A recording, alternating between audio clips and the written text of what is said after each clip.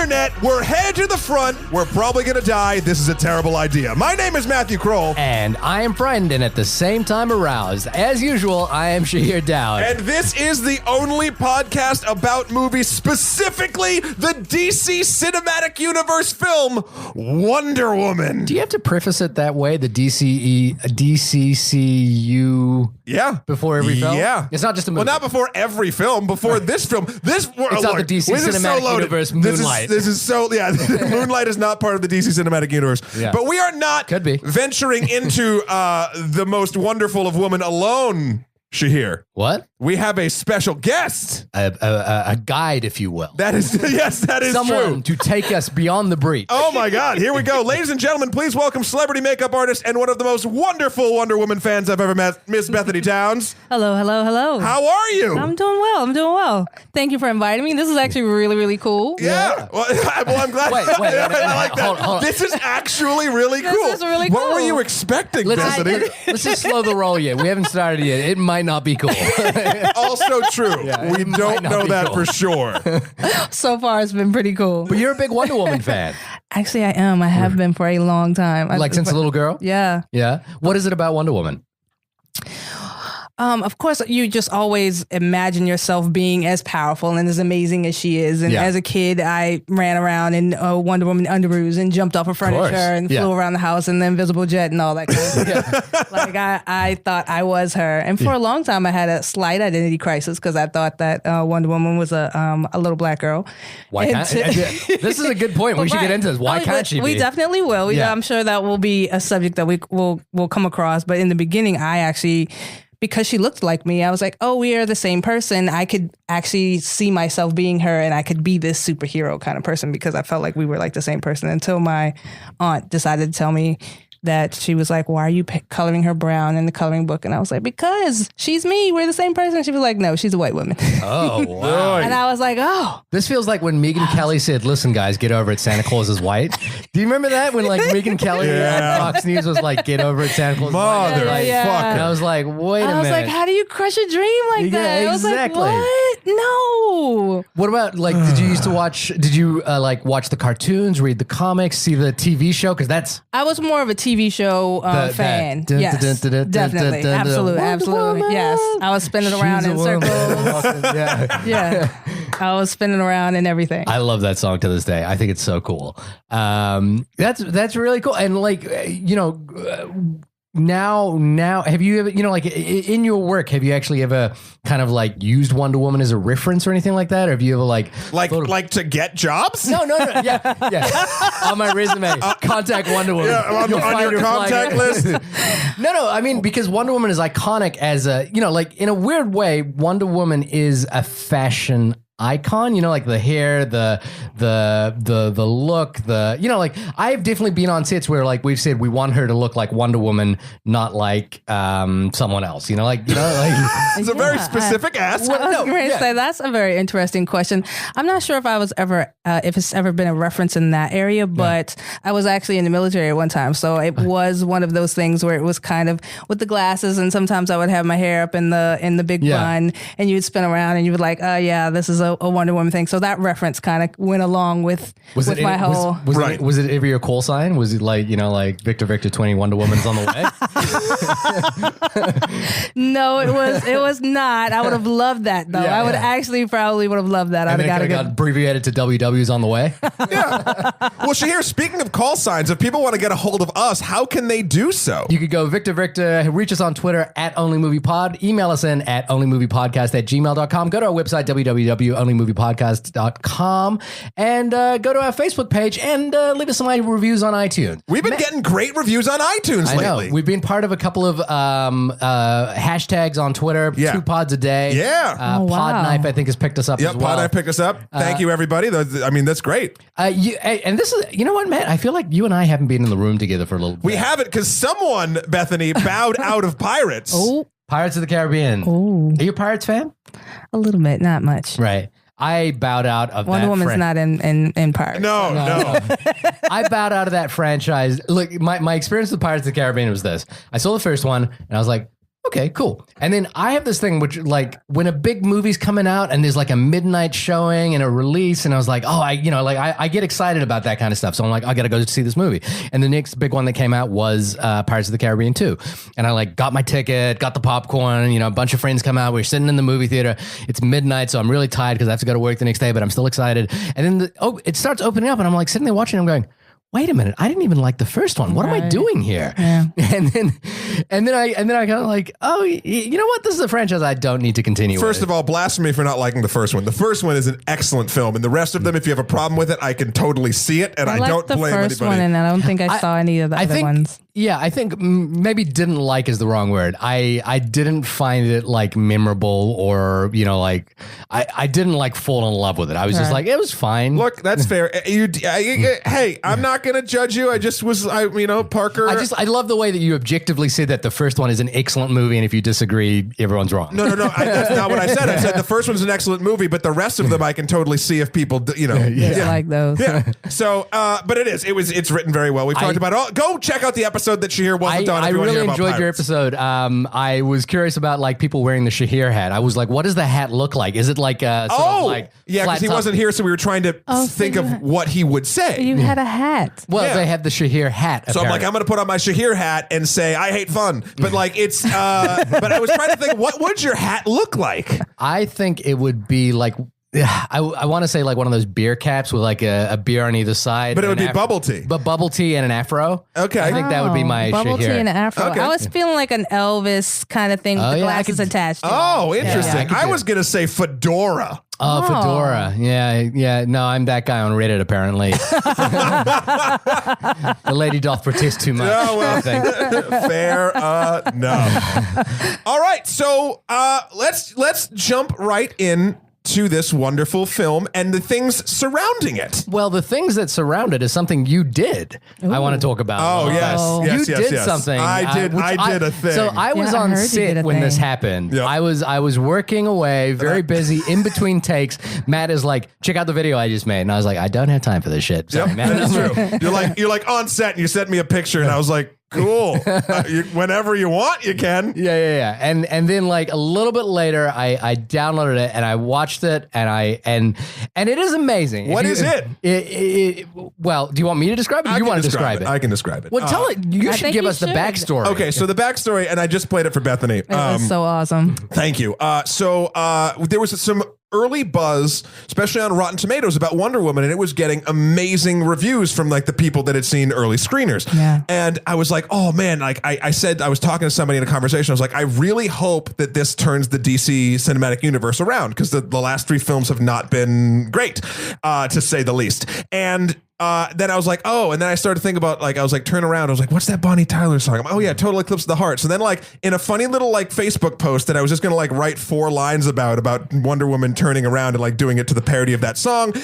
Then it turned into a whole like actual verse and chorus in like 15 minutes. I just pounded out the script and I was like, oh man. And I put it on Facebook and people seemed to like it. So I was like, well, I love that song, by the way. So it's yeah, so perfect. right? Yeah. And I was like, well, I guess I have to record it. Yeah. So I recorded it. I asked the wonderful, talented Chelsea White of Cabernet and A and Ghosted Stories podcast fame to help me out. She has some great pipes. And we recorded the audio. Sounds so wrong. Yeah, some great pipes. That's how you talk in the singer business, Shahir. That sounds just awful. No, it doesn't. She has great pipes. Laugh it up, 5-year-old Take her Shahir. right now and say she's got great pipes. Yeah. Chelsea, you got great pipes. And then we recorded it, and I was starting to put it together. Murray of Stuckey and Murray fame mixed it for me, and then we're like, well, now we have to shoot a music video. So the thing we're talking about is you can go to our Facebook page. There's a music video of us singing. It's about 2 minutes long. It's on YouTube as well, but I think Facebook and our Twitter might be the best place to see it. And we'll play. Done so well. Yeah, thank you. And so the video's online if you want to check that out, or you can listen. We'll play it at the end of the show. You know, and and I have to say, I am always in awe of your musical ability. I said that in the La La Land episode. I think it's you have an untapped gift. If anyone has seen Matt do karaoke, it is a thing of wonder. Oh, but I have gotten a witness. You've seen Matt do karaoke. I've witnessed a few times. I was like, it's one of those moments where it's almost like Clark Kent and Superman. You know, like the transformation. Oh, absolutely. You know, like it's kind of like this guy. I was just not kinda, expecting it. He says, "Oh, okay, I'm just gonna do this song, you know, quietly and meekly," and then all of a sudden he's like, you know, like he just as soon belts as it you out. put a mic in his hand, he just loses it. I have been known to croon from time. Yeah. It's Matt Kroll to Tom Jones, like in a heartbeat. Whereas the only karaoke song I do, there's only one karaoke song that I do, and that's a Fresh Prince of Bel-Air. That's the only one I'll do. You're good at it. Yeah, but that's it. That's it. Well, at least you have your thing. Because it doesn't require the ability to sing, and I do not have the ability to sing.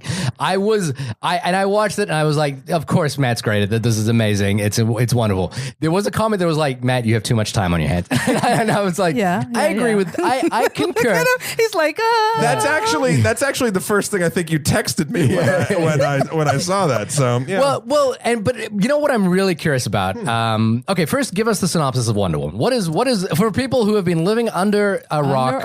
Okay, so IMDb says that this is the synopsis. Before she was Wonder Woman, she was Diana, Princess of the Amazons, trained warrior. That's a weird sentence. Yeah. When a pilot crashes and tells of conflict in the outside world, she leaves home to fight a war to end all wars, discovering her full powers and true identity. And for those who've been keeping score, Wonder Woman appeared in Batman v Superman as well. So we know that she exists in the DC extended cinematic universe. Yep. She is a character that is going to appear in the Justice League movie. Yep. So it's kind of, again, if you haven't been,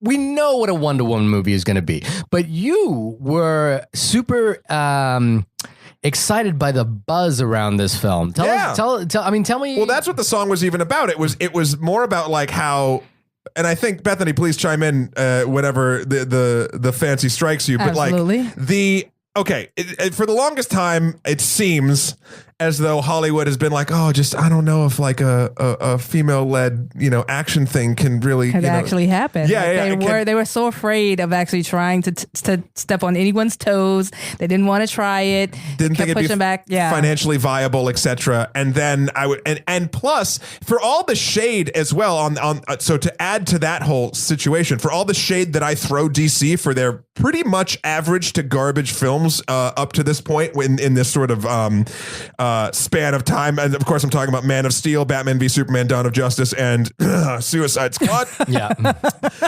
Oh, okay. That hurt. That hurt. And some of them, Suicide Squad in particular, Bethany, I had very high hopes for because the trailer was wonderful, and then we obviously know what happened. Because you have better things to do with your time, right? Like I had no hopes for that at all. I mean, even though I am a big Will Smith fan, I did not feel like this was going to.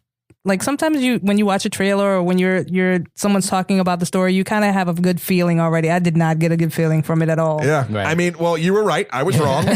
You're smart. I'm stupid. You're beautiful. I'm less attractive. We've covered them all right now. I mean, I was very excited that they won the Emmy for, they won an Oscar. Yeah. So wait, hold on. Let's talk about that because we have a professional in the room. Oh, it was for makeup. Actually, makeup. We talked about this on the podcast that time, and I was like, makeup is one of those parameters of an Oscar where I'm like, I don't know if I have the necessary qualifications to judge what is good makeup. And because we're talking about Suicide Squad winning an Oscar, I'm cracking a beer because it makes me angry. Right. And so, actually, this is a really good point, and I guess this is going to sidetrack our conversation for a second, but I'm totally okay with it. You're totally okay. All right. We have you in the room. All right. I'm ready for this. But so makeup seems like there's two kind of schools of thought for makeup, and I'm sure there's a spectrum in between as well. But makeup for me means like, you could, you're kind of creating Gimli in Lord of the Rings or something like that, where you're doing a lot of prosthetic work, you're making someone, not who they appear to be, and it's kind of an amazing thing. Or even in Guardians of the Galaxy, a lot of really interesting Nebula, Gamora. Yeah, you're creating a character, but then the other side of makeup that I'm always kind of curious about is like when so for example, as I understand it, There is a film, and I'm struggling to remember it now, where the makeup budget was something like $10 or something like that, and the entire mode of it was naturalism. Like complete naturalism. And that is a talent in itself, to make someone look natural but lit well on screen. So it's kind of like, so I'm like, I never know, like, what do you think makes a good makeup job in a movie? It has to really complement the character and the storyline. Like it all has to fit very well together. It makes sense.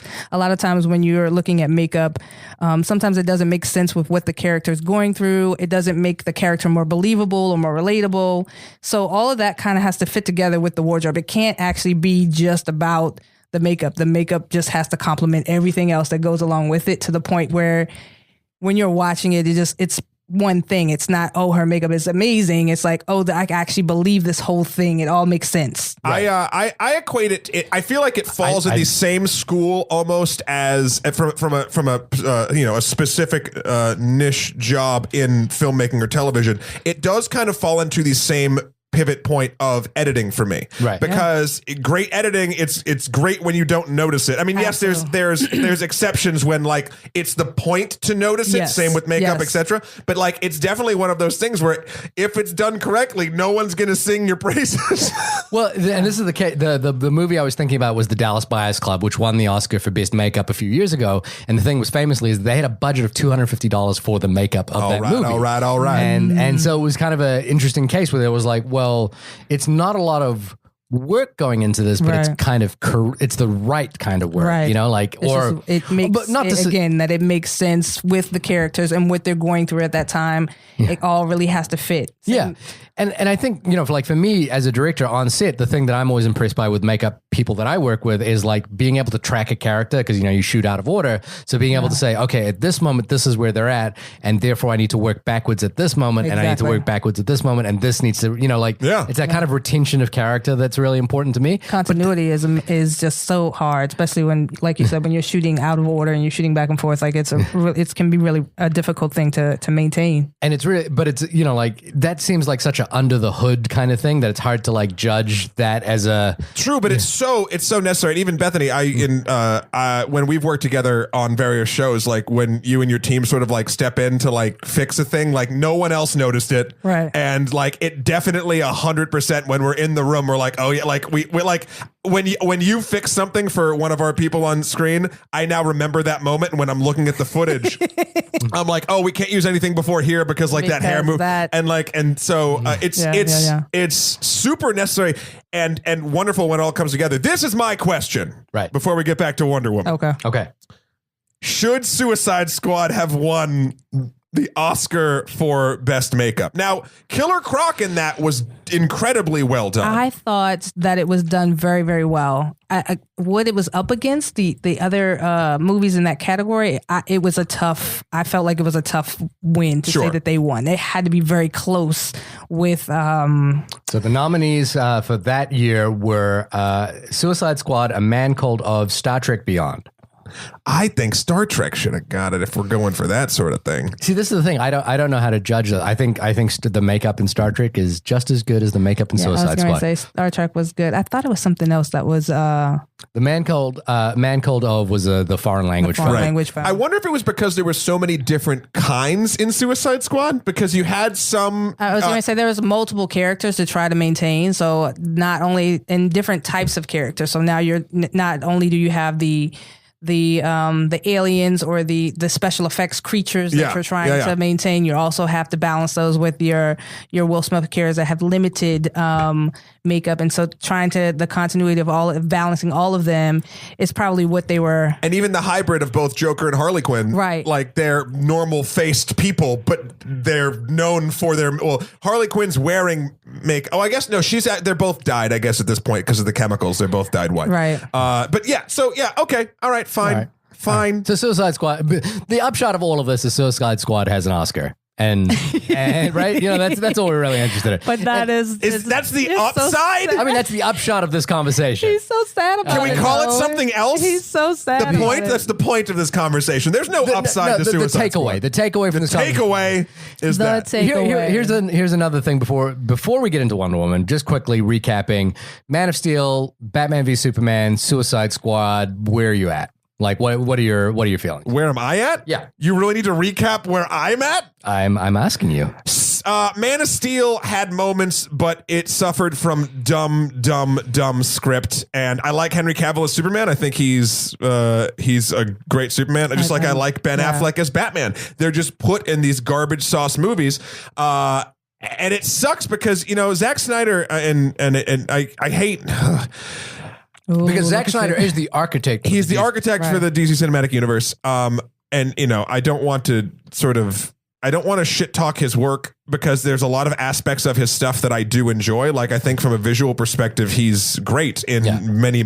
I think he's a more artful Michael Bay at moments. Yeah. But then it sort of gets a little too much. But I loved the remake of Dawn of the Dead. Mm-hmm. I even think Sucker Punch is a beautifully visual film, but even though the rest of it is pure trash, I really like Watchmen. Mm-hmm. But I just don't think he's the right fit. He came to this, and I found it so funny that they chose him to be the person because it's interesting because it is the anti-Marvel sort of way to go. He's not a comic book fan. He doesn't like these. He's not like, he never read them as a kid, and he's just sort of coming in with his own stuff, which is fine. And it's fine if you want that sort of darker tone to it. Perspective, that's cool. But I do feel this. I think we've gotten to this argument here where I think the reason, for instance, why Watchmen works really well for me, and Dawn of Justice, for instance, didn't, is because Watchmen is ostensibly a story about why superheroes kind of suck. Mm-hmm. And I think Zack Snyder honestly thinks superheroes are kind of stupid. And so those two, the creator and that source material, works very well together because I think his core belief system when it comes to this sort of thing is that, at least that's the feeling I get from interviews and things and just from the work. Whereas we have something so seminal and so, culturally a touch point, Batman, Superman, Wonder Woman, like these are characters that have been around forever that are beloved by both comic book heads and regular people have seen the TV shows or anything. They've been all over everything. Maybe they just like the bat symbol and they own a t-shirt. So when you put him in the reins of that, it gets to this like weird, dark, gritty space that feels super odd to me and off. And just his tonality for the entire thing has really disappointed me. And since he was the baseline of what this is supposed to be, and you can even, and as we get into it, we'll talk about it. In Wonder Woman, there are moments I'm like, this feels a little too Zack for me. A little too Snydery. A little too Zack attack. And I don't want to, I don't want to shit on the man himself. I know on a personal level, he's going through some things and that's awful. And I wish him and his family only the best. And there are works of his that I will defend to my dying day. But, it's just, I don't think he was the right man for the job. And now it's so funny because he's dealing with all of his personal stuff that he has to do, and rightfully so. Joss Whedon, who's going to be directing the Batgirl movie, is stepping in to do, I think, 30 mil of reshoots for Justice League. Wow. Sure. And so that doesn't bode. I mean, Joss Whedon, I obviously believe can turn anything into gold. That's just the me thing. But like that 30 mil of reshoots, like that's a lot. That's a thing. I mean, Bethany, what do you think of the whole, Man of Steel, Batman v Superman, Suicide Squad? So I'm coming to you strictly as an entertainment perspective because I've never been a super comic book fan. Right. I've read a few, and I have friends that are comic book heads and will fight me to the end about a subject or a topic. I'm right here, and one of them is right here. Yeah, of course. I enjoyed it, but it wasn't something that I was like, oh, I need to watch it again and again and again. Right. Okay. Each movie or Suicide Squad excluded in that. Like I did watch it one time and I was like, oh, okay. Yeah. But the Batman versus Superman, I didn't mind it. Right. Like it wasn't great. Yeah. It wasn't bad. So it was one of those, I was like, okay, that's not bad. Yeah. And Man of Steel, did you see that? I did see Man of Steel, and the same thing. Like I was like, oh, this is cool. Like it's all right. Yeah. It didn't it didn't make me hate the series. It didn't make me love it. So, and I'm assuming that, when you're creating something, you want people to love it. You want you're creating it for them to have that attachment to it. And because I did not, in that aspect, I guess it did not do well. Right. Yeah. Yeah. Okay. Shahir?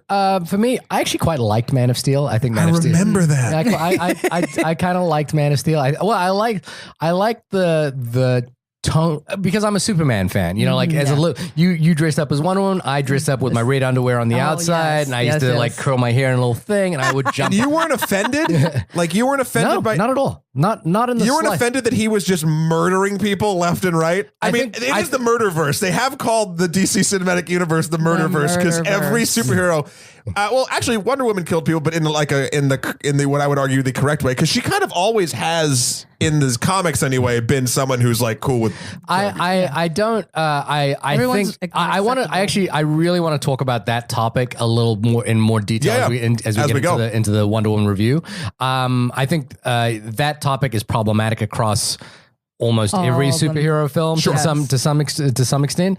The fact that he snaps Zod's neck, spoiler for Man of Steel, really actually didn't bother me, and I think it actually made sense for what that film was trying to do. I didn't mind Zod. I minded that the collateral damage that he had no regard for any and to be a being that fully hears and experiences almost everything going on. He's literally hearing the screams of hundreds upon thousands of people as he's smashing through buildings that are collapsing. Yeah. So like even in the beginning of Batman v Superman, when Bruce Wayne's in the street, like I was like, oh yeah, like. Yeah, Superman sucks. No, so I like all that stuff. You like the murder. I like the mass murder. I liked it all. No, I actually liked. I think for me, Zack Snyder works in two modes. I think for me, there's a mode of Zack Snyder which is intellectually ambitious.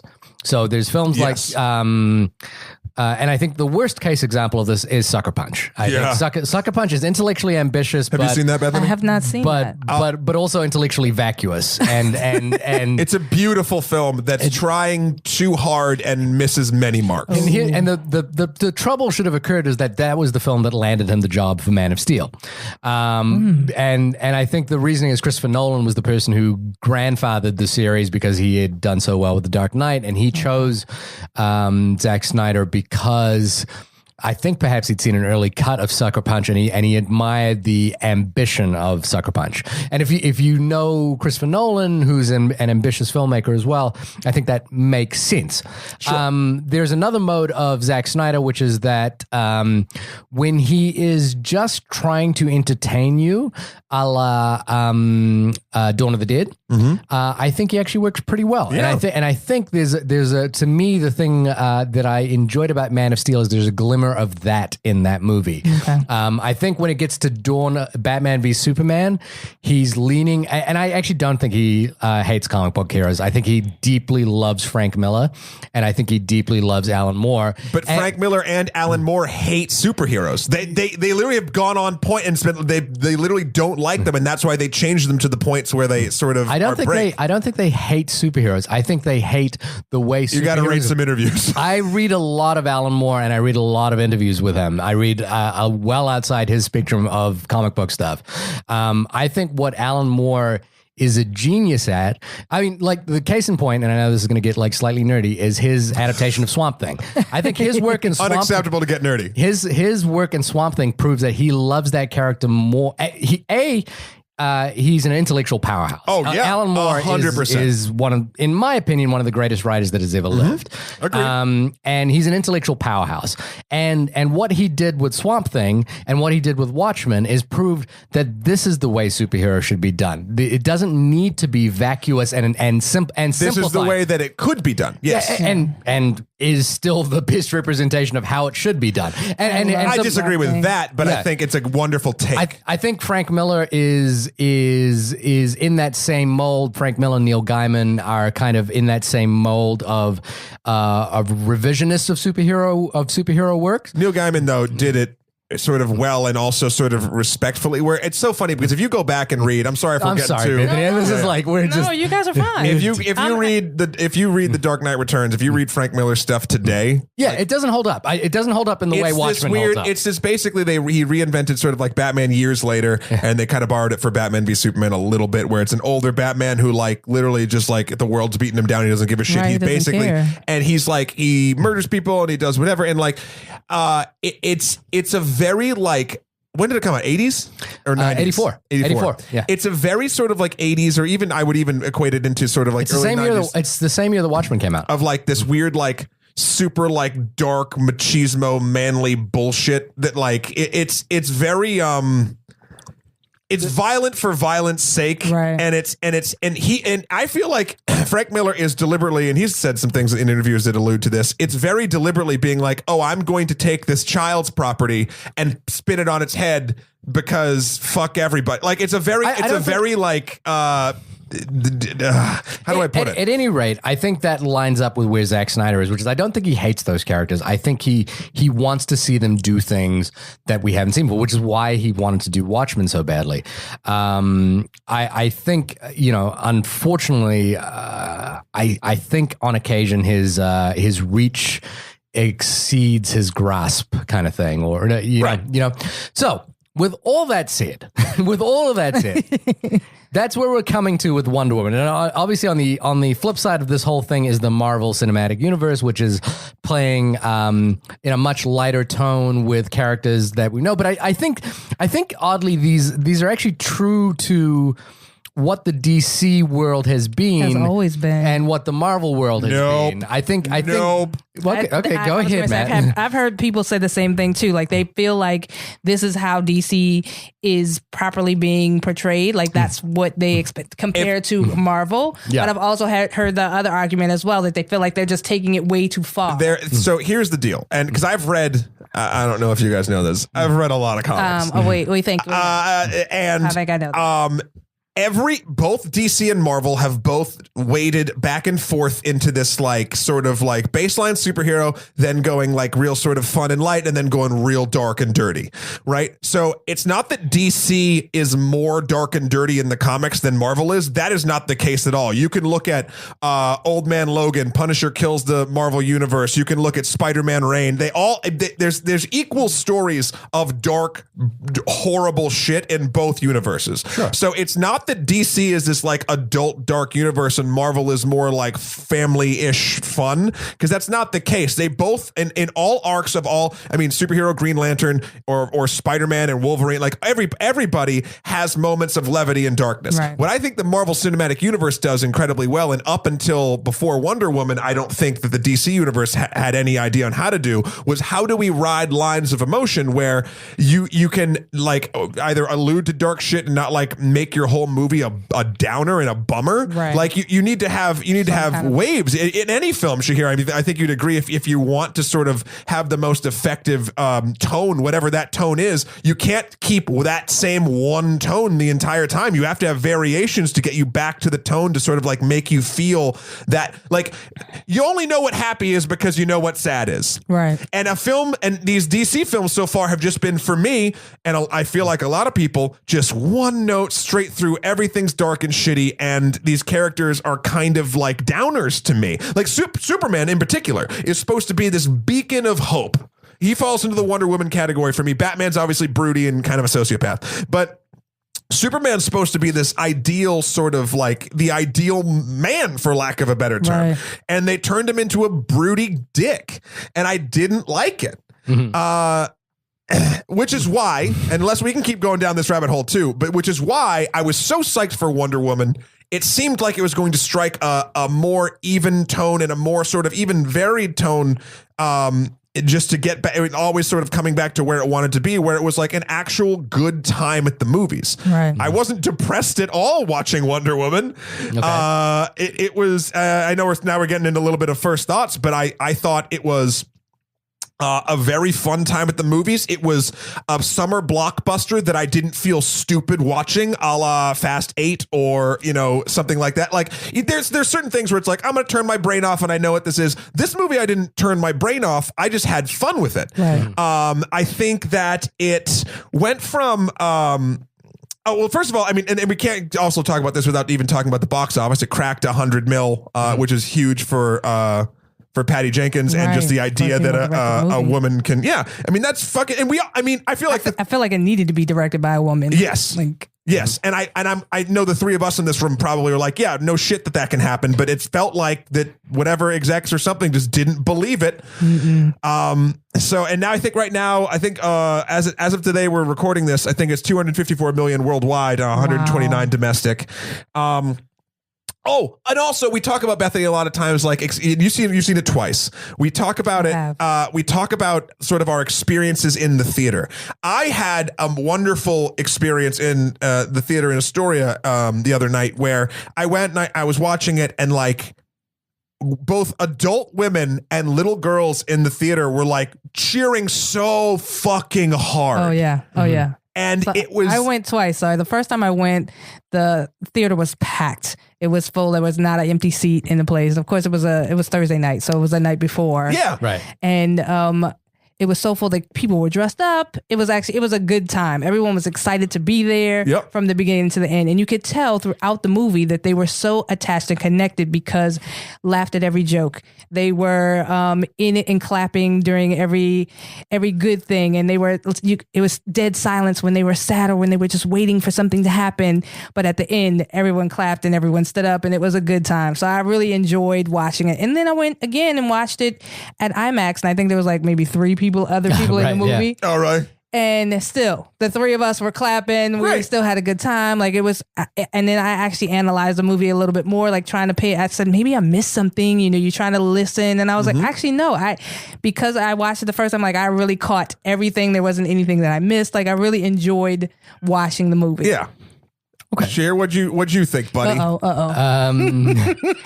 So a couple of thoughts. Okay. First off, yes, the conversation about Patty Jenkins as a female-driven director, I think is a little asinine, to be honest with you. Like it's. Do you think it's more clickbaity than actual problem? Is that what you're saying? I think there is no problem there except the one that we seem to have created for ourselves by not having more female blockbuster directors. Well, the industry has done that. Yeah, but I mean, like, I think the idea that a female-driven superhero film was a gamble, as to quote Variety, or I think IndieWire or something like that, or that mentioned that, I think is a little bit of just, in my mind, asinine reporting. And here's what my thing it's about a gamble for stupid people. Yeah, and what I think is unfortunate for this movie is that it bears the burden of the weight of.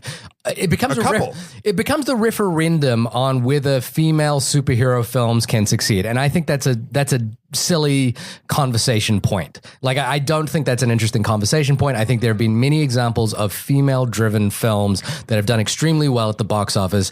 Not one that springs immediately to mind happened in 1986, and that's Aliens. Yeah. Aliens is and Alien and Alien. Yeah, the whole Sigourney Weaver. Now, it's not to say that just because that one film did, we are definitely in a world of consistency where male-driven superhero films or male-driven films are the norm.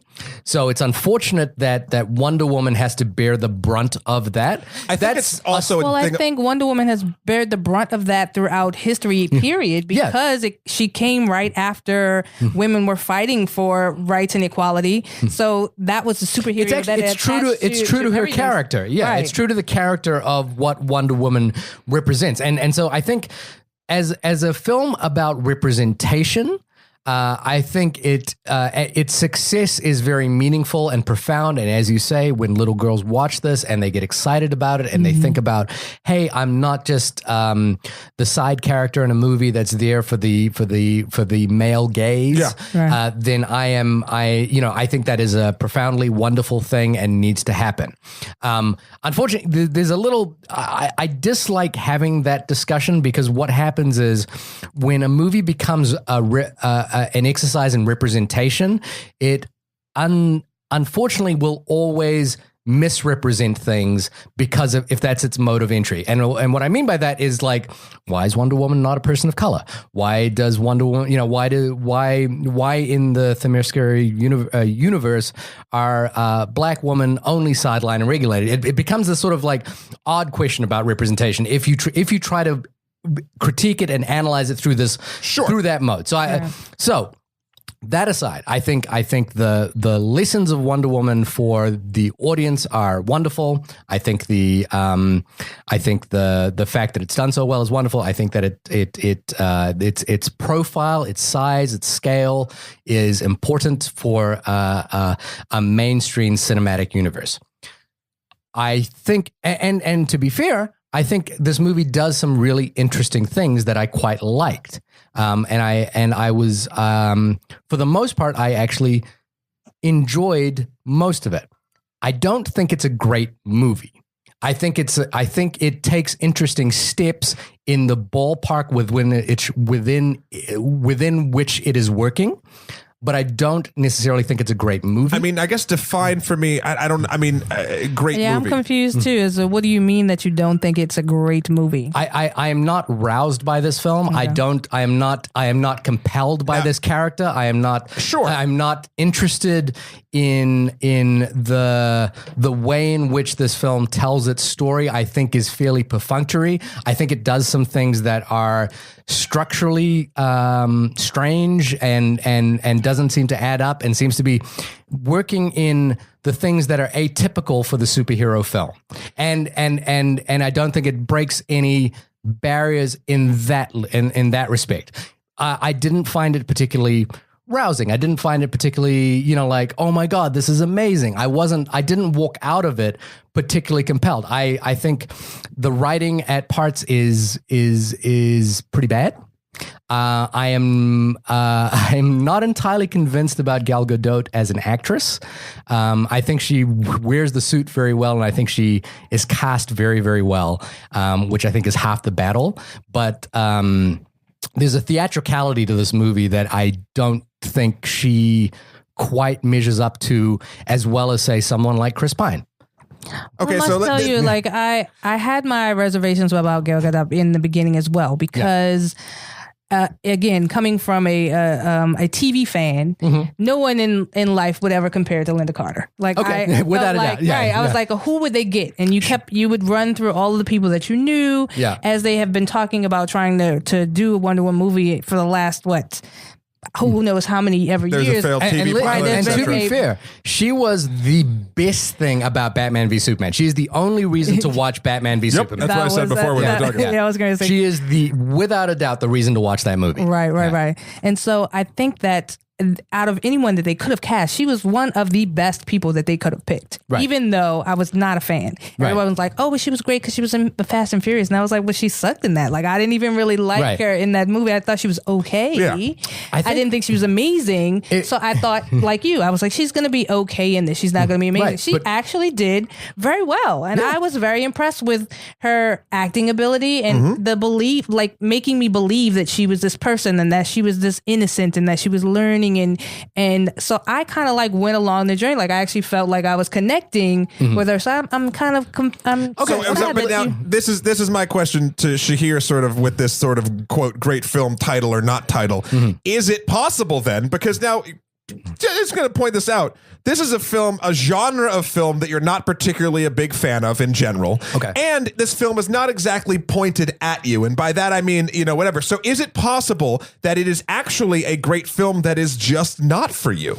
That's entirely possible. That's without a doubt possible. It's without a doubt that a 13-year-old girl, a 14-year-old girl, a 14-year-old boy, a 21-year-old boy will love this movie and think it's that's a what wonderful I want. Yeah, no, that's without it. Because I know. But that goes without saying. Like that's. No, I think it's important because when you say, before we broke it down. But the point is my opinion about this. No, my I understand. opinion about this is not a great film, and I think.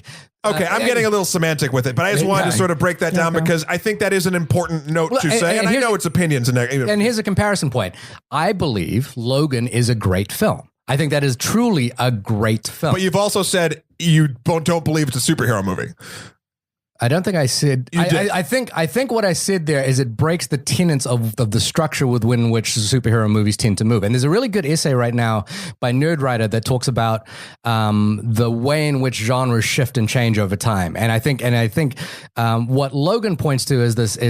I think in the classical genre studies, it's called the Renaissance of the genre. Sure. And that's where you take the classic structural modes of the genre and reinvent them to something that actually becomes anew. And for me, Logan is a great movie. I have problems with Logan, as we talked about in that review, things that I think are problematic. I don't think, to me, the reason Wonder Woman doesn't achieve greatness, as I think every film should strive to do, is that it basically lives within the tenets of the superhero genre in a way that doesn't do anything new structurally that I think is really worth getting that excited about. I think the third act is really problematic. I think Oh wow! I thought it was one of the best third acts of a superhero movie in a long time. really Yeah. better than Logan. No, but Logan also has the emotional weight of however many years going back. And the word that you use there is exactly the word I was thinking about: emotional weight. But that emotional weight comes from everyone and their mother and father knowing for the last 17 years or whatever that Hugh Jackman is Wolverine. He's been in however 9 or whatever many movies. But are you discounting the work that film Not at does? all, but it's both. It's synergistic. You could make a film not about, we've talked about this, but you could make a film not about Logan with the exact same level of skill and wonderment and craft put into it, and it would not be as effective as Logan was because it also has in its corner that history. Yeah. Now that's my point. And Okay. I think you're kind of missing what I'm saying, but a fair. I caught it. Nothing goes over my head. I'm too fast. Okay.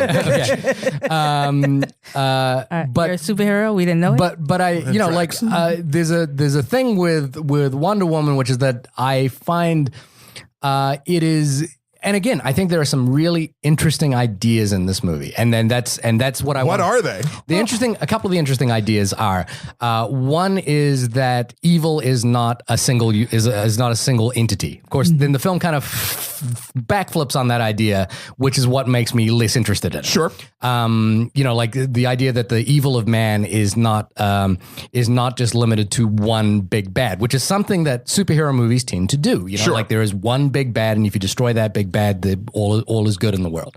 I think that is a really interesting and unique idea.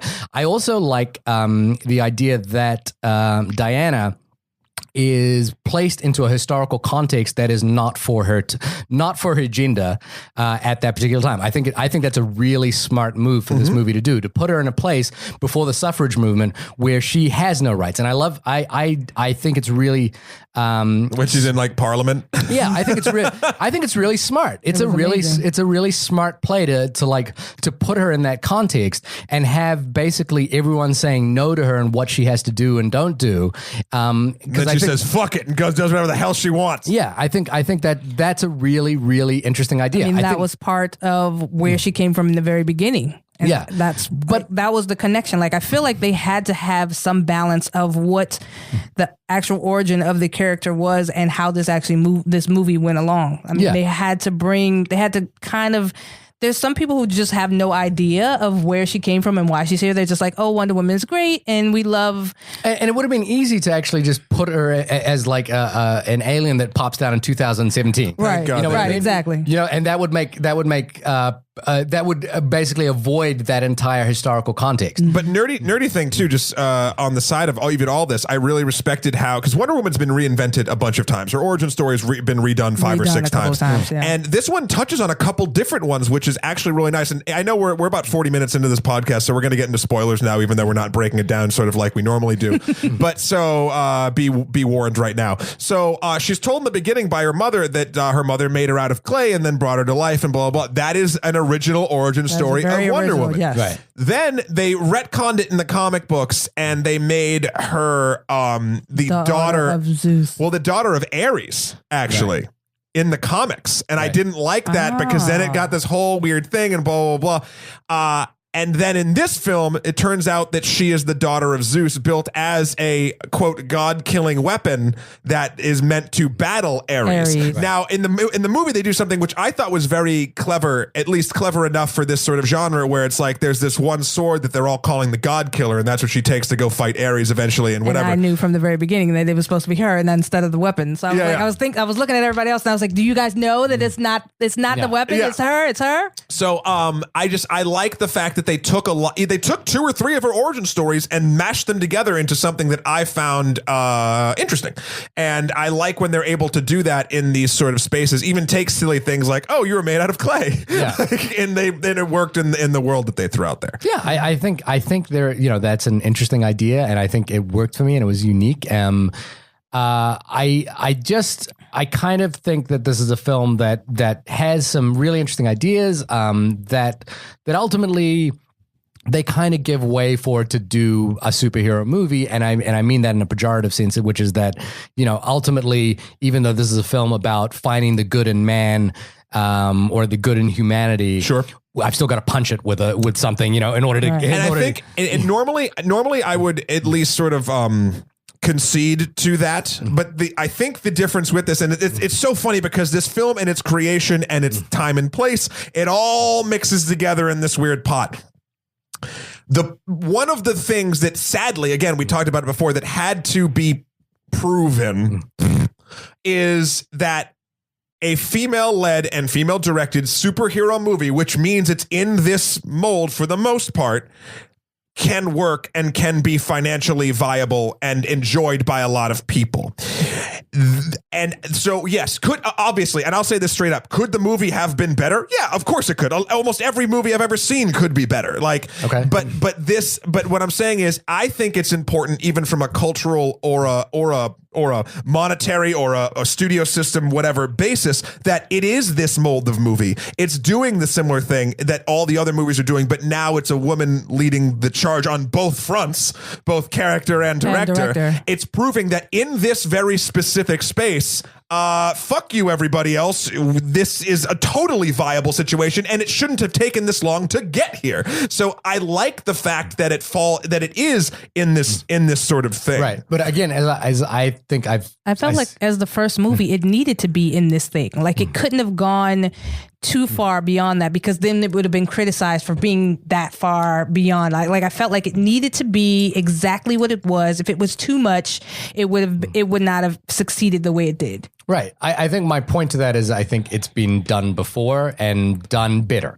And that's my point about that. I think the touch point I'm going to, there's two movies I'm going to use. Yeah. One is The Descent and one is Aliens. And I think those are both bitter movies. Both are not big budget action films. Aliens is a huge budget action movie that was the number 7 movie of 1986. It is a massive, but not okay, let me rephrase. Not a superhero big budget action movie. well, because the superhero movies in 1986 were a different ballpark. I understand they were all done by men. They were all men-led things. I mean, yes, you can, if that's your barometer for what makes this different, then sure. I mean, it really does But it make also this makes it- different because, again, it has been tried to they have tried to do this over and over again. And I think because of the significance of who Wonder Woman was and what she meant for not just comics, but for women, period, that was what was part of the holdup of actually doing the movie in the first place. I'm not disputing any of that. What I'm saying is, Aliens is a great movie. Yeah. The Descent is a great movie. Yeah. This is an okay movie. That's what I'm saying. Aliens, in my opinion, Aliens great movie. This great movie. Descent okay movie. Really? But that's whatever. This Depends which ending of The Descent you saw. that doesn't matter. No ending. I'll point this as objectively as I can say. It really matters whether you think The Descent is a great movie. What ending did you see? There was different endings to this film. The Descent. This film, The Descent, is about 4 women spelunkers, cavers, Cave divers. who go underground and get trapped and have to fight their way out for a number. There's monsters in the third act. Well, it's kind of a spoiler, but yeah, okay. It's old. Spoiler alert for Descent. The ending that is the British movie, it was directed by Neil. I've forgotten his name. He directs episodes of. You're close enough to just call him Neil. Neil Marshall, I think it was. You guys are friends. Yeah, you're friends. Yeah. Neil, I believe his name's Neil Marshall. Your BFF Neil. The original ending They that was hang cut out. for British audiences had a really metaphysical take on what actually happens towards the end. that it was psychological. That she chooses to stay trapped inside the caves. Spoilers for this fine. scene, and it's really profound and unexpected and beautiful. The ending that was recut for American audiences had her basically just escape the cave. Yeah. And one elevates that movie into greatness. The other just makes it a movie. A fairly normal, a typical movie. I guess- my point is that female-led films have existed. They do exist. I agree that there is a cultural touch point that is surrounding this particular movie.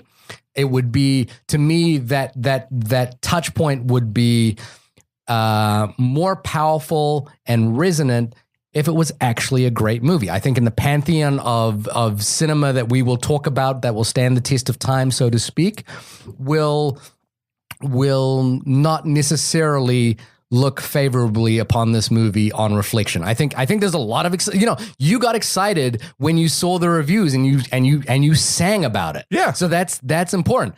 I think when the wave of all that dies down and we actually just watch it as a movie, I think it's an okay movie. I don't, and the reason I think that as well is that I think it is, one of the things I talk about that I love one of the things that I think makes a movie great is the way in which a movie can be hermetically sealed. It can be, it's contained. It works. It has an internal consistency. It has ideas that it follows through with. So far, this movie, for at least what I saw, does all those things. So Right. I'm waiting for the breaking point. Right. I don't think this movie does that. I think a film, the great movies that we've talked about on this podcast, I'm looking at the wall behind us.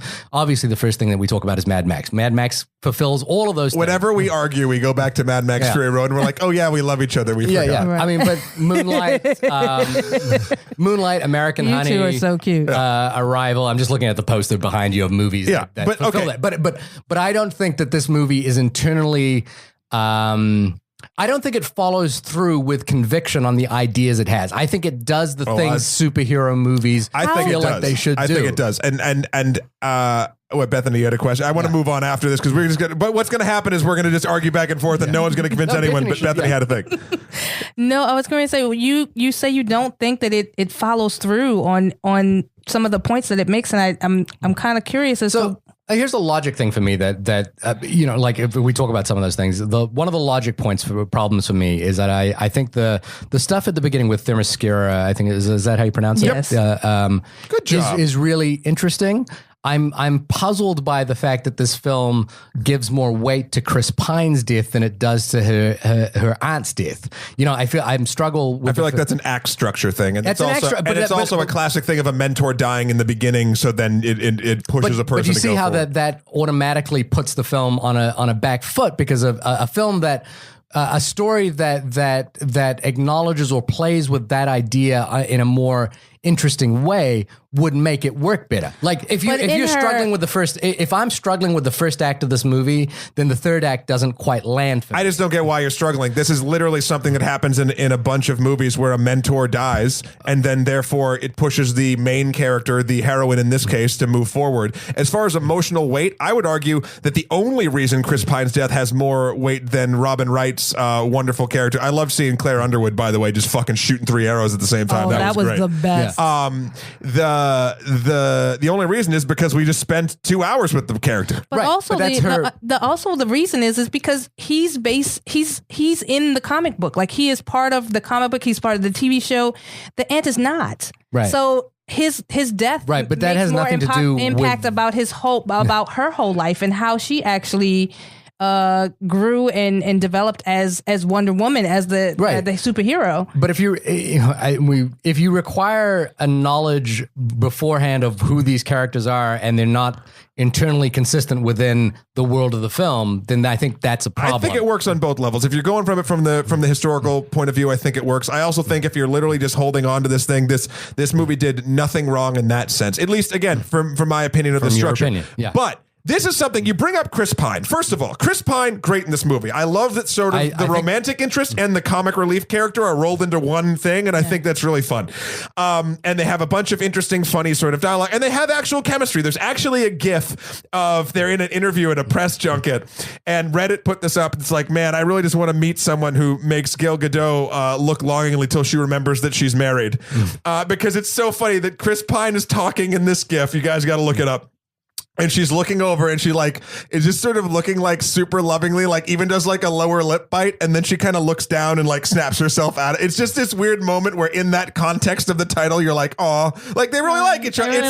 It's a nice thing. Yeah. But I want to bring this up. And Bethany, I'm super interested in your opinion on this because my friend Kelly had a very interesting sort of take on this entire plot and a problem that she had that most people haven't talked about. And I'm not sure I 100% agree with, but I want to talk to actually both of you about this. Okay. So her problem with this movie, she really liked it. She thought it was wonderful and the action was great and the story was good and she liked the Wonder Woman side of it was. But she thought that for a movie that's supposed to be about Wonder Woman, she felt that Chris Pine was the main character due to he was the catalyst pushing her through sort of the entire film.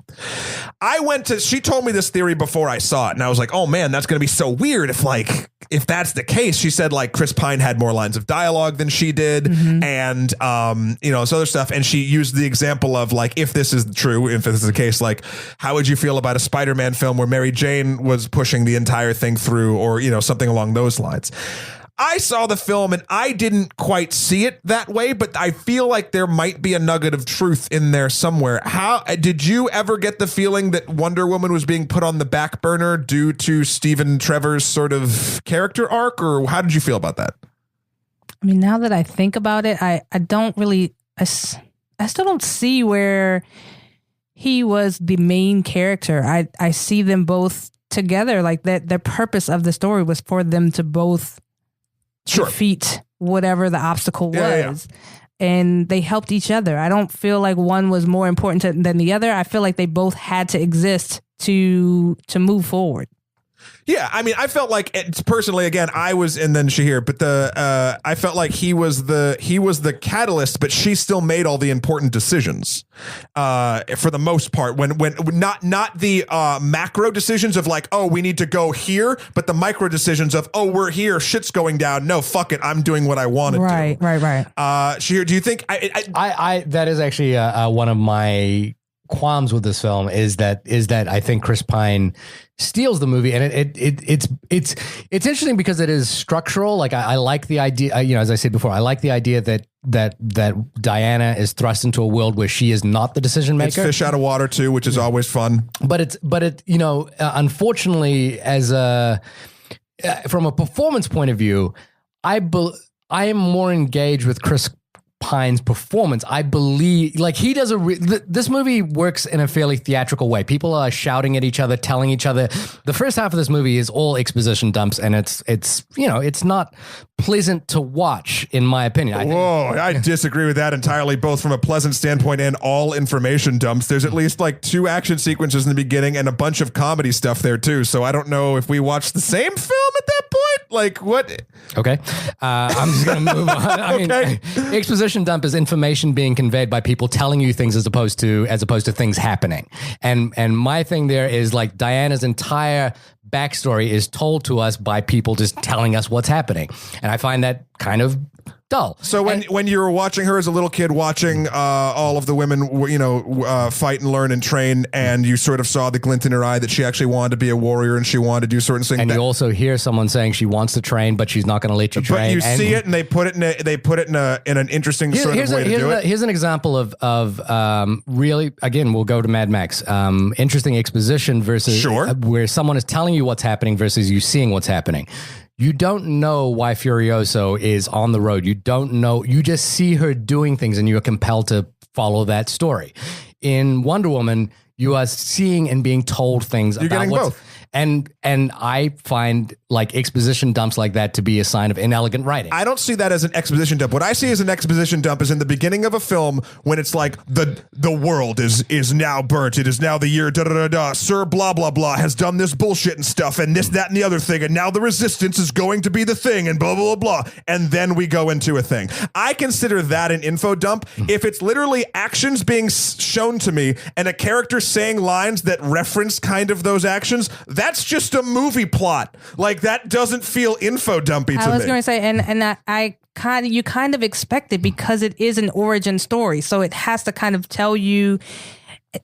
In some aspects it has to tell you, in some aspects you have to kind of figure things out. I like that it gives you both. I find that kind of writing where something is being told to you instead of seeing things happen in front of you to be fairly inelegant. And I feel like we got both. But even for children to be watching this movie, like you can't take it too far because it is supposedly not just an adult film. It is actually something that kids are supposed to relate to too. If you take it too far, there is something to say. It's dumbing it down is the wrong term, but at the same point, like you do have to simplify it to a point if you're going to try to reach a younger broader audience. Yeah. Okay.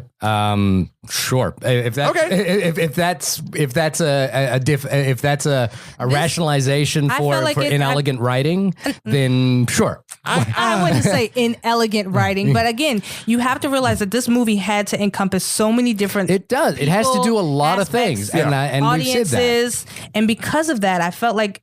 Again, they tried so many times to try to make this a successful movie, and I feel like the reasons why it wasn't successful and they didn't do it any sooner was because they kept running into these same issues where they felt like certain audience would be left out, or certain people would not embrace it, or certain things would just not. So this was the one opportunity that they were able to encompass everyone. Okay. Maybe it is this. Maybe it is this. Yeah, I think there might be sort of something to actually kind of the angle of what we are all saying. And I think what you might not enjoy about this is you're right. And look, is it the best writing? No, of course it's not the best writing. But what I think the important thing about it is it's aiming to have the sort of the widest net of people that can enjoy it. Mm-hmm. I do think that brings up a good point as far as the widest net, because I've heard a lot of controversy about the red, gold, and blue in comparison to the red, white, and blue. Okay. Because now they're talking about it being an internationally accepted film and not just an American film or an American hero. Which it makes way more sense is from a character perspective anyway. She's from Themyscira. She wasn't raised in Kansas like some other tighted people. So that makes more sense. So, but like, I do think that some stuff that I feel like might be reaching out to specific audiences might hurt it for people in sort of your camp, Shahir. Hang on. Okay, are we just going to... Anytime I have an opinion, are we just going to say, well, this film's not for you? Is that what you're trying to say? But isn't that the entirety of things? Like not just you, and just in general. But the thing is if I have an opinion and I think the writing is inelegant, that is my opinion. Of course. Right? And I'm explaining to you why. And what I think you're saying is, well, it's not for you. And I'm like, well, then why do we need to talk about it? It's interesting because you say words like info dump and you say words like inelegant. Yeah. I don't think that's fine if you don't. I'm not saying that the film is specifically targeted at you or not targeted at you.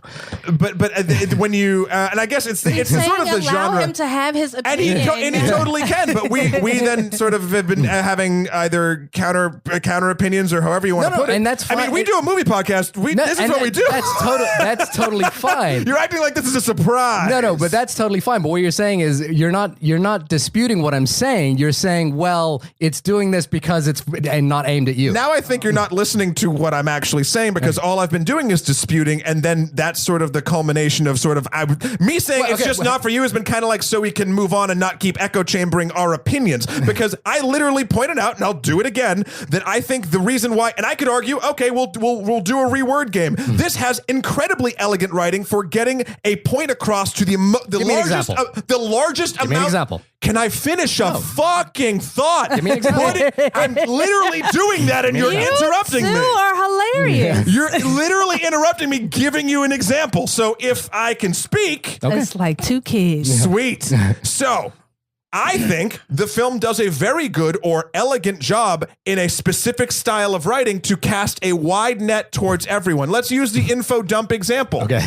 I had to finish my thought. You kept talking over. Okay. That's an interesting approach. Okay. One of the things about the info dumping, for instance, so Furiosa.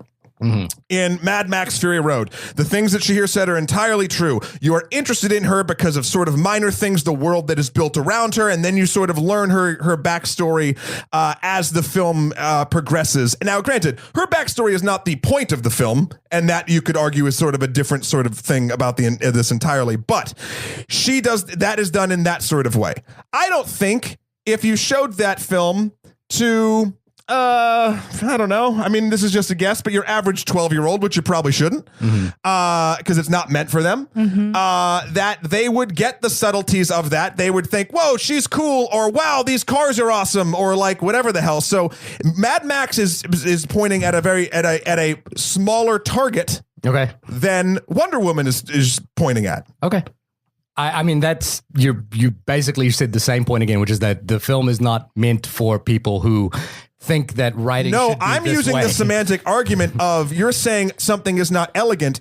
But what I'm saying is it's not elegant in the specific wheelhouse you are putting it in. And it is not. If you're looking at it like that, yes, there are far more elegant films. Mad Max is a more elegant film when it deals with character development in that sort of like, and again, I hate to use the term, but sort of a highbrow thing. But this is not meant for that sort of thing. This is lowbrow. This is every brow. This is trying to capture as many people as possible. Maybe you should find another film as an example that's not quite so. I mean, Mad Max is a rated R film in the first place, so it's not even geared towards kids at all. So if you find another film that you feel like is elegantly written, that caters towards children and develops the origin of a character in that way for a woman film, directed by a woman, that has all of these other things that have to happen. For children, young adults, and adults is kind of the thing. Okay. I mean...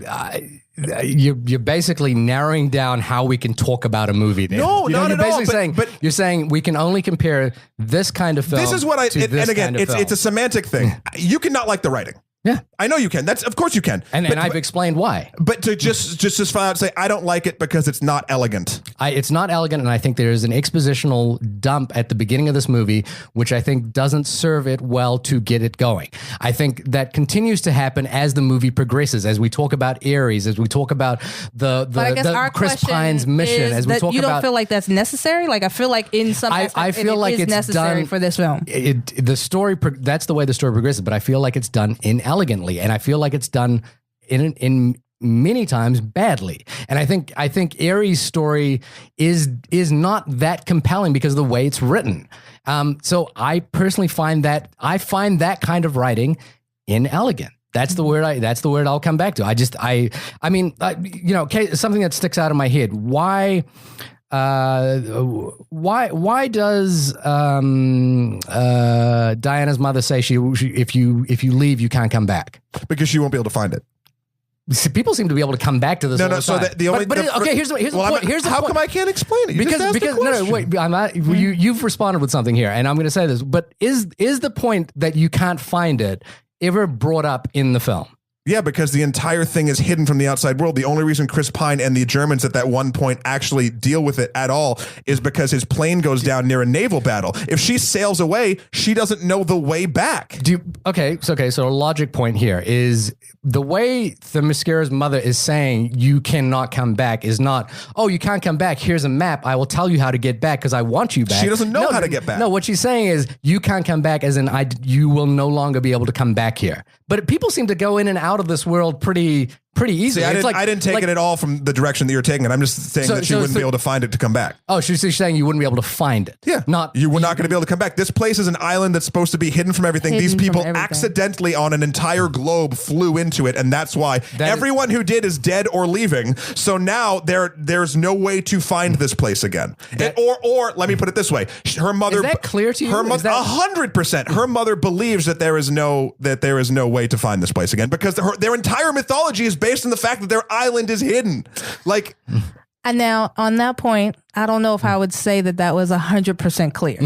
Okay. I would say a good 75% clear because that was my thought process. I just never but questioned I think it. It's fine not to quit. But these are things that when I listen to it. I feel like as a child watching the character and watching the two of them, I don't know if they would have put those two and two together. Like they would have assumed that as your mother telling you can't come back, it would have been like, oh my God, her mom is telling her that she can't come back. Yeah. That's what she's saying. That is where that would have left off. Yeah. I don't know. I got it because of course I've watched the show and the comics. Sure. Like so I know that she would not have been able to find her way back. Right. But I don't think it actually says that. It doesn't says and it sort of makes and also so the entire mythology of this is that there are women that are fighters of Ares and of the that's what the role of the Amazonians are, but they refuse to go into this battle. And I'm like, why are they refusing to go? Why are they uninterested in going? And why does Diana be the only one to take it on? I understand that is the machinations that need to happen to get Wonder Woman into the world. Sure. That is what needs to happen. I think as a writing device, though, there's no reason for that to happen. There's no reason that the story doesn't clarify that. It just kind of happens. And I find the death of her aunt to be completely perfunctory in the story. It's let's think about this. The person who's raised you your entire life kind of just dies. The person that trained you for the entire life, which is encompassed the first 15 minutes of the film. And also your aunt dies. And, she just kind of moves on with it as though it was I'm just going to go on and do this. No, her death, there's a couple things, especially sort of minor moments when she's dying in her arms and she says, you have to go, because she's basically saying because an invading force has now come into Themyscira, you need to go out and fight whatever the fuck this is. But is there an invading force coming to Themyscira? That's what but listen, then she dies. That's what she thinks. She just watched boats come and magic sticks that are shooting fucking things that are killing people out of the air. So there's I think, again, if you're watching sort of what's going on and actually the character's specific perceptions of what's actually happening, she's dying on a beach. She's a warrior. If she sees people coming in, she thinks that that's that's it. That's what Ares is sending their way. It's just these 12 fucking dudes. She thinks more bad shit's coming, and she wants Diana, who it's hinted at that most of the elder Amazonians know is the actual god-killing weapon, to go out there and fuck up Ares. And the entire why does the mother not want her to be trained? Because she's from what Bethany. Well, what I got from it as well is that she doesn't want her to be trained because then Ares will find her. Yeah. She doesn't want the more power she has, the Ares will find her. But then she lets her go out to fight Ares without really endorsing her training, without telling her all of her powers and what she has. Yeah.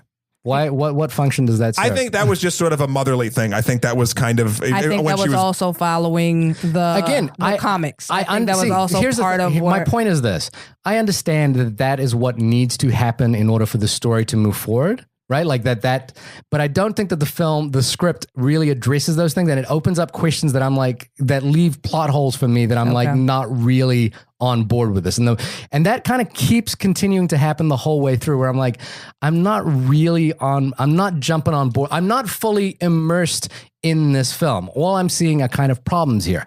Again, there are interesting ideas in this movie, but those are examples of of problems that happen, and there are I get it. more of those than I think not, and If I can't compare Mad Max Fury Road to Wonder Woman, which seems to be the argument, you can. Seems to be the argument here is if I'm not allowed to say, I didn't think it was a good comparison. Hold on. If I'm not allowed to say that this is a great movie because I'm not allowed to compare it to Mad Max Fury Road, then okay. Did you just call this movie a great movie? Yeah, because I'm not allowed to say that I've seen Mad Max Fury Road, which is a wonderful movie and an excellent movie, and a movie that I would say in 10, 20 years from now, we are going to talk about. And I think a movie like Wonder Woman, we're probably going to forget about. It's interesting. Shahir's serious because he closes his laptop.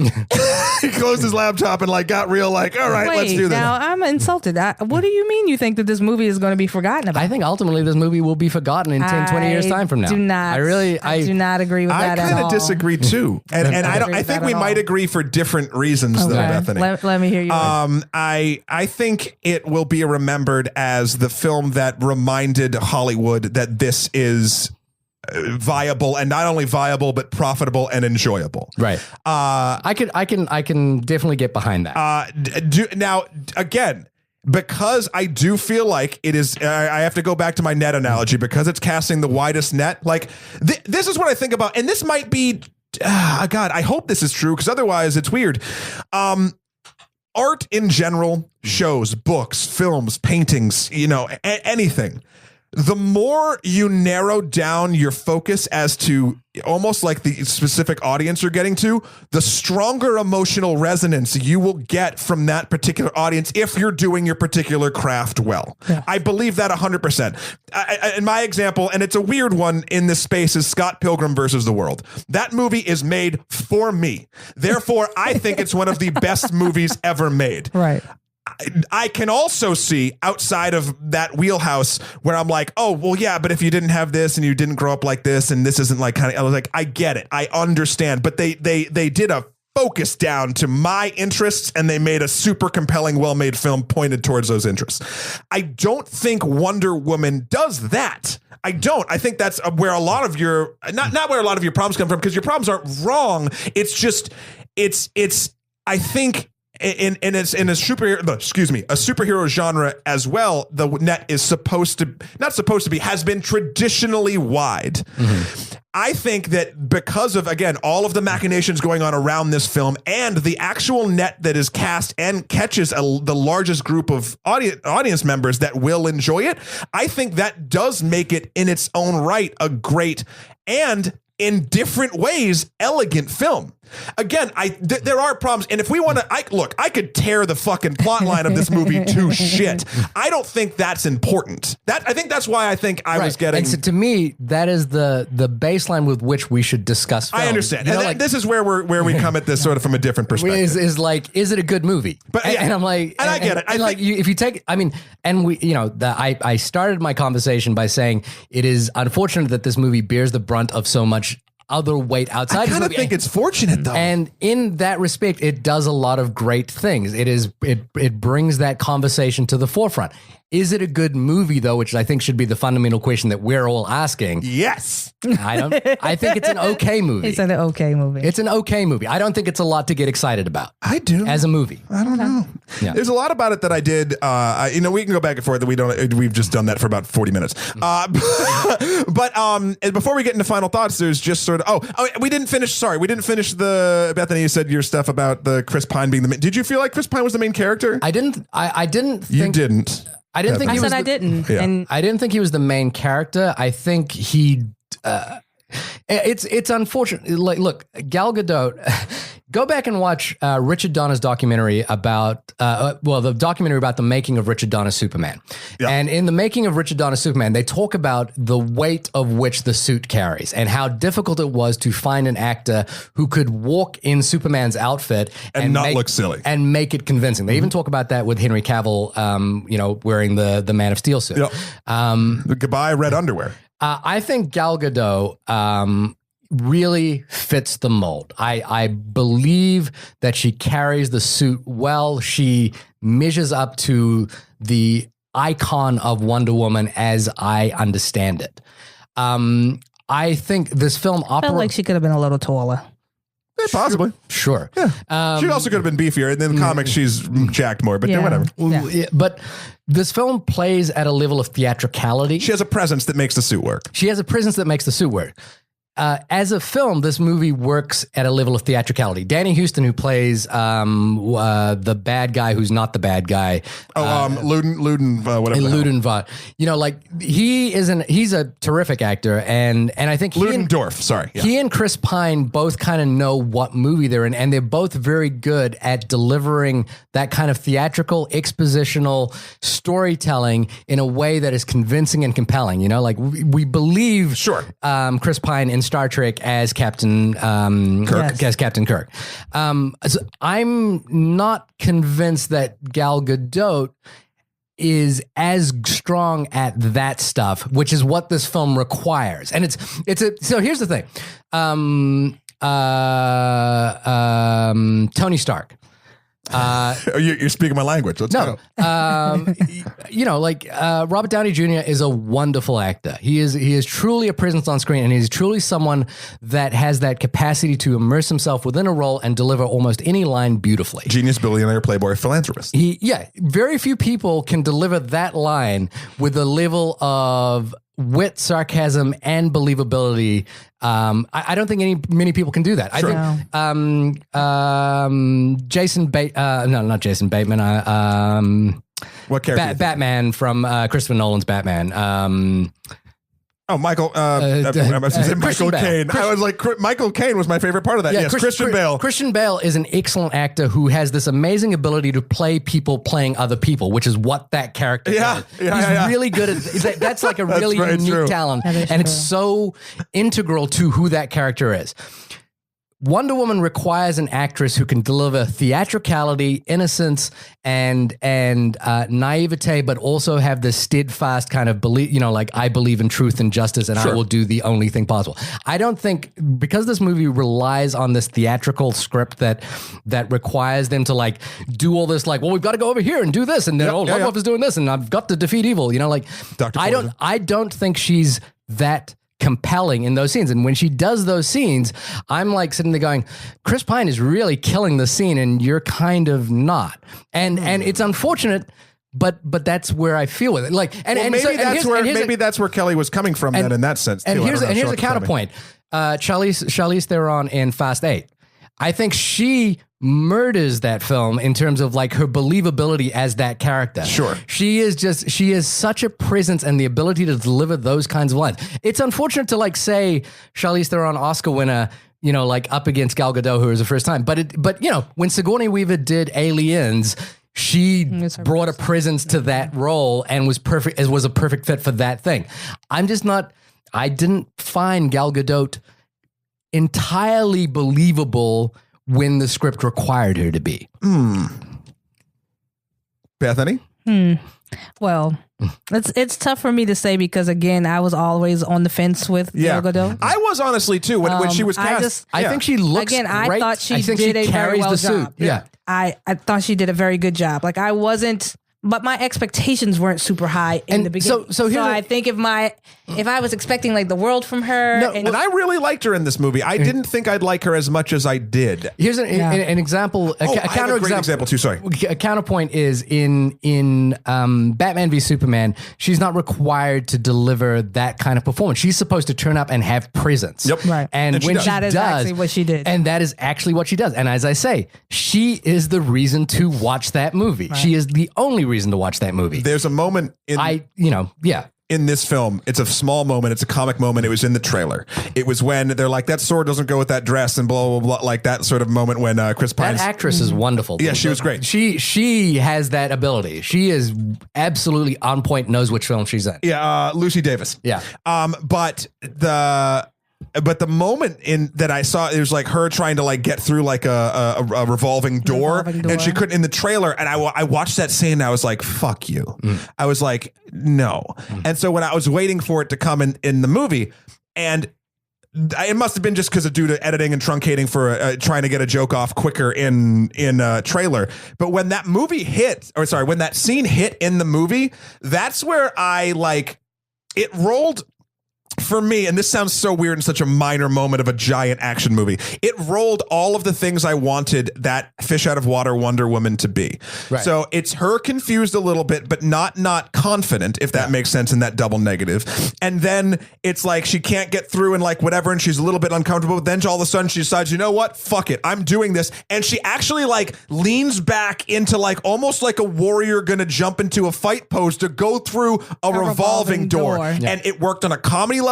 I saw at least 80% of her internal character arc of confusion, but have to be confident, and I'm gonna fucking do this in this tiny stupid moment. And I do feel those sort of small moments sang for me very well, and it's hard to make those type of moments happen in crazy large set pieces. So whenever it knocked itself down to that level, I saw all the things that you say that didn't work for you. I thought really worked for me. I think that's an example of a scene that does work, and I think the no man's land scene, which is the best scene in this movie, Yep. I love that one. really works because it works on the same level that Batman v Superman requires her to work, which is that she needs to have presence. She needs to run through that battlefield and for you to believe that she can take on everyone in this battlefield. Exactly. It's the stuff where she's in Parliament and she's like, no, you can't do this. We need to go do this. And, and where she's trying to fight back, where I don't buy it. I just don't buy her performance. And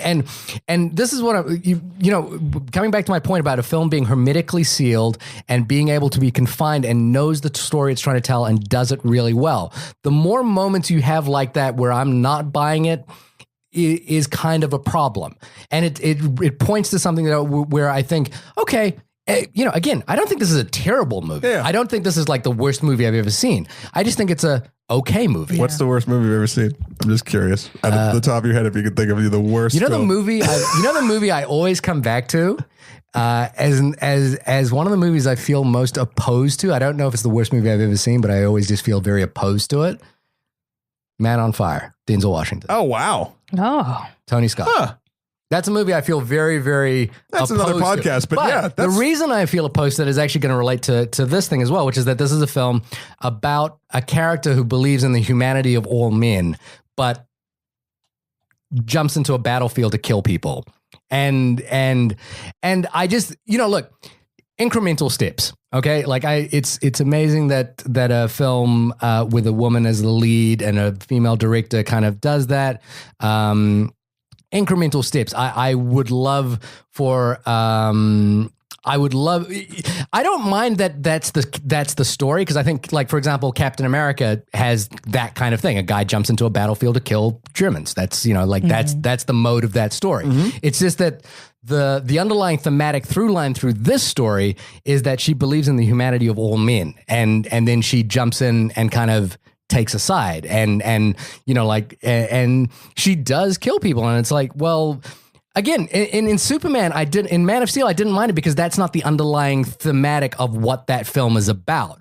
I think that's the thematic that we bring to it from the comic book, but I don't think that's actually in that film. That film is about a guy. Right, they changed Superman's character to not give a shit about collateral damage, which is why I didn't like the character. But the thing is, I don't think the film actually talks about that. This film talks about that. And then kind of bounces and then kind of abandons it in some way. And that's what there's incremental steps. That is a point where I think I would like films to do better at that. Okay. If your thematic through line. So do you think, like, for the first Wonder Woman film, like if they came back with a second film, do you think that it is imperative that they have to have these they can't have those incremental steps again? Like, it has to be something that has more impact and that has more of this story that you're expecting it to have. Does it need to have? It's entirely possible that the sequel to this could be amazing. Winter Soldier. I would pick a different example. I was going to say, because the first Captain America, the first Avenger, when he was in World War II, was a good film, but I really enjoy it, but it's sort of very formulaic. In fact, this movie, Wonder Woman, is actually kind of a combination of the best parts of Captain America, the first Avenger, and the first Thor movie. And that's fine. They took a formula and I think did a lot of stuff better. Yeah. But then Captain America, the Winter Soldier, turned it into a little bit more of a headspace sort of political thriller-esque type thing. It's entirely possible that could happen, but I'm not reviewing the potential movie that this could be. I'm reviewing the movie that it is. Right. And that's my feeling about it. And I think I accept your feeling. I accept everyone's feelings. We should get into just real quick final thoughts, because we have been running long. It's been a fantastic conversation. Bethany, I want to give you the last word. I'll go first, and then I mean, because we've kind of talked about my opinions about the movie. I do, I like this idea that young women will watch this and feel that it's empowering, and that will wear a suit. And I think all of us that think about movies a little bit think that that's a little bit obvious, of course, the best line I read about this is that the mainstream is slow to catch up to what people actually want. Yes. And what people actually want are very, fundamentally true things. every man, every heterosexual cis man should believe that a woman is equally as powerful and can do as well, and it shouldn't even be an issue, right? But that's not the world we necessarily live in. And I think it's a wonderful testament to the fact that Patty Jenkins, jumped from Monster to a bunch of TV movies and then back into like this, and she does a very convincing job as a director of this film. I think it's an okay movie. And that's as far as I'll go. I think, like when we talked about Logan, I was like, well, that's kind of a really special movie. And I think that does some really, really interesting things. And I think that is a movie to be discussed thoroughly. I think this as a movie is an okay movie. And that's my feeling about it. I think it's sort of, but yeah, I'll just say something real quick, and Betha, you're going to take us home. I think that it's a very sort of kind of bouncing off what you said, Shahir. It's something that every person that I would like to associate myself with does already know, and the mainstream is slower to catch up. But everyone should know that this is all possible. Everything we've talked about. But the truth of the matter is that the majority of people, that in this country or even movie goers, etc., are not that person, and that don't particularly agree, or maybe not the majority, but if a large group of people don't believe that, I mean, that was the reason we had the women's march that we had this year. Yeah. So I think this film does things. It leaps and bounds over even, A, what's norm, but B, even just, we can even get aside from that. I think it does a lot of stuff great. And I feel like I've been praising it a lot. I'll talk about the shit that I didn't like. I didn't like a lot of the sets. I thought it felt very claustrophobic in certain cases for a movie to be this big. Even some of the outdoor stuff I felt was a little bit like, this feels very, very much like I'm in a backlot right now. I didn't particularly like the character of Chief and how he was portrayed in a movie that's sort of trying to be a little bit more progressive, even with the actor character Saeed. He's a wonderful and actor. He was great, and they had a nice line about how he wanted to be an actor, but he didn't look the right way, and I thought that was just a nice nod to other people outside of even just that Wonder Woman sort of genre. And then in the same fucking movie, you have Chief, which just plays every fucking Native American stereotype you possibly can with a horrible accent. But what I did like is I liked the action arc of it. A lot of action movies I feel like fall apart, especially superhero movies tend to fall apart in the third act. This movie followed this normal trajectory, but I really liked the third act. I liked the minor twist of who Ares turned out to be. I also really liked the scene is after she kills Ludendorff and she's like, oh, I won, and whatever. And as the audience, you realize that she probably didn't. I love the scene of Sir Patrick, which is who turns out to be Ares, the actual government guy who sends them on this mission to begin with. There's it turns into a level of supernatural creepy where he's disappearing and reappearing places. And it's a smaller scene before he then turns into Ares, and then sort of what I expect Ares to be. But that small scene with them really earned for me the end scene of giant stupid punch fire armor nonsense thing that I expect from this movie, but I didn't expect it to sort of have the calmer moments to tame that and sort of give me that proper arc. The way I describe it is this movie suddenly turns into Harry Potter towards the end. That's I'm the not way familiar enough with it, so maybe. Yeah. But the bottom line is I really enjoyed it. I'm excited that Hollywood knows now what we all already did, or at least a lot of us do. And, I'm hoping that this teaches them a little bit about something about Justice League. Maybe those 30 million reshoots will sort of point it in a better direction. And I think you should go see it, and I will be seeing it again. Bethany. I don't know if I can say it quite as eloquent as either one of you said. You got this. We're dummies. Yeah. No, I mean, my overall feeling of it, of course, is that I love the movie. I thought that it was exactly what it needed to be for the audience that it was catered towards, for the feel of the nation or the world right now, as how they are addressing women, and how I felt like it couldn't be too much more. It was exactly what it needed to be. that is the best way that I could even say it. All of the points you made, I actually kind of can see where you're coming from in some places, but again, I felt like the limitations were there for reasons. Like it had to be that limited, because if it was too specific or it went certain ways, that it would lose so many people, and so it had to be what exactly it was. So that's why I liked it so much, because it did what it was supposed to do. Nice. Yeah. Well, this has been the only podcast about the film Wonder Woman. I have thoroughly enjoyed this conversation, despite the fact that Shahir and I did a classic yell in front of a new guest situation. It's mom and dad And fighting. we didn't even get to talk about the mayor from Austin. I was ready to talk about him. I know. We were talking about Alamo Draft House and that whole thing. It's just, I'm so happy that the Alamo Draft House is doing that. The letter, obviously, Bethany, that you had brought it. It was amazing. You should look up that online. Bethany, when you are not flying in via your invisible jet to do wonderful podcasts with us and teach us a thing or two about a thing or two, where can folks find you? You can find me mostly on Instagram, sometimes on Twitter. It's the same thing, just my name, Bethany Towns, TOWNES. All right. What about you, Shahir? ShahirDaud.com. That's SHAHIRDAUD. Matt, when you are not wearing a a golden tutu and I'd wear either. I don't. a golden tutu and a red and a blue halter top, where can people see more of your body? Wow.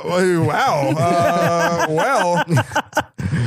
You're going to be able to see all of me, Matthew Kroll, MATTHEWKRL.com for my life and works. Also, Skeletor, the number 4, PREZ, or Emperor MSK on Twitter.